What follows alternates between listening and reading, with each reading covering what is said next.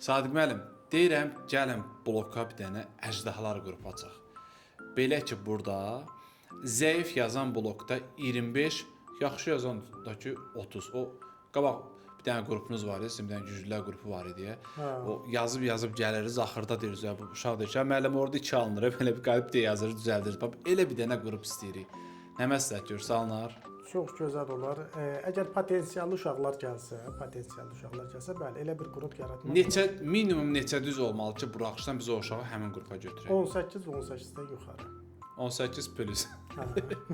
Biz başa düşmürük, adam qəlbi qara olmaz. Teymur gülmür orada, avara. Hə, deməli, 18 və yuxarı yazan şagirdləri bu qrupa qəbul edirik. Həm əyani, həm də onlayn. Hər ikisi üçün 055 597 01 51 nömrəmizi yaza bilərsiniz. Bir də müəllim, mənə bir şey maraqlıdır.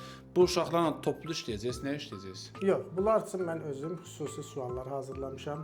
Sizin özünüzün çətin kitabınız var idi, o bir dənə beyin şirdən. Hə, öz vəsaitimdən istifadə etmişəm. Blok və blokdan bir çətin suallar hazırlamışam.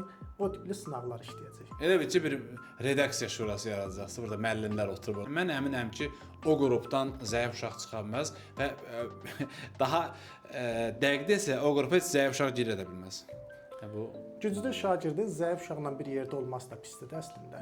Yəni da yalandan sən yazıb demədi. Orada 5 dənə yazıbsan, girib ora demək ki, mən 18-dən yazmışam, məni də götürün ora. Biz bilməyəcəyik, götürəcəyik, amma birinci dərsdən bilinəcək. Yəni itirən sən olacaqsan. Yəni güclü şagirdlər bir yerdə olur, daha keyfiyyətli olur. Yəni sənin nəticən aşağıdır.